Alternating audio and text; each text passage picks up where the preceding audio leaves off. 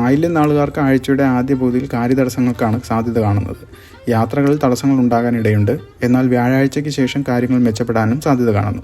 കാര്യവിജയവും business നേട്ടവും സുഹൃത്തുക്കളുമായുള്ള ഇടപെടലും നല്ല ആരോഗ്യവും എന്നിവ പ്രതീക്ഷിക്കാം. മകനക്ഷത്രക്കാർക്ക് ഈ ആഴ്ചയുടെ പകുതി അനുകൂലമായിരിക്കും. സ്ഥാനലബ്ധി, നല്ല ആരോഗ്യം എന്നിവ പ്രതീക്ഷിക്കാം. ആഗ്രഹങ്ങൾ സഫലമാവുകയും ചെയ്യും. പ്രിയപ്പെട്ടവരുമായി സന്തോഷം പങ്കിടാൻ അവസരം ലഭിക്കും. ചൊവ്വാഴ്ച മുതൽ പ്രതികൂല ഫലങ്ങൾ ഉണ്ടാകാനും ഇടയുണ്ട്. അസ്വസ്ഥത, മാനസിക വിഷമം എന്നിവയ്ക്ക് സാധ്യത കാണുന്നു. പൂരം നാളുകാർക്ക് ഈ ആഴ്ചയുടെ തുടക്കം അത്ര അനുകൂലമല്ല. കാര്യതടസ്സങ്ങൾ, അസ്വസ്ഥത എന്നിവയ്ക്ക് കാരണമാകുന്നുണ്ട്. എന്നാൽ വ്യാഴാഴ്ചയ്ക്ക് ശേഷം കാര്യങ്ങൾ മെച്ചപ്പെടും. കാര്യവിജയം, സ്ഥാനലബ്ധി, അംഗീകാരം, ഇഷ്ടഭോജനം എന്നിവ പ്രതീക്ഷിക്കാം. ഉത്രം നാളുകാർക്ക് ഈ ആഴ്ചയുടെ തുടക്കം അത്ര അനുകൂലമായിരിക്കില്ല. കാര്യപരാജയം, അപകീർത്തി, വിഷമം എന്നിവ പ്രതീക്ഷിക്കേണ്ടതാണ്. ശത്രുക്കളിൽ നിന്നുള്ള ഉപദ്രവം എന്നിവയ്ക്ക് സാധ്യത കാണുന്നുണ്ട്. ചൊവ്വാഴ്ച മുതൽ കാര്യങ്ങൾ മെച്ചപ്പെടും.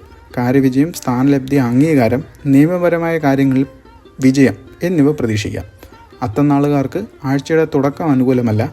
അതിനുശേഷം ശത്രുക്കളിൽ നിന്നുള്ള ഉപദ്രവം ഉണ്ടാകാനിടയുണ്ട്. എന്നാൽ ചൊവ്വാഴ്ച മുതൽ കാര്യങ്ങൾ മെച്ചപ്പെടും. കാര്യവിജയവും അംഗീകാരവും നിയമപരമായ കാര്യങ്ങളിൽ വിജയവും പ്രതീക്ഷിക്കാം. ചിത്തിര നാളുകാർക്ക് ആഴ്ചയുടെ തുടക്കം അനുകൂലമായിരിക്കില്ല. കാര്യവിജയം, ഇഷ്ടഭോജനം, സമ്മാനങ്ങൾ ലഭിക്കാൻ എന്നിവ യോഗം കാണുന്നുമുണ്ട്.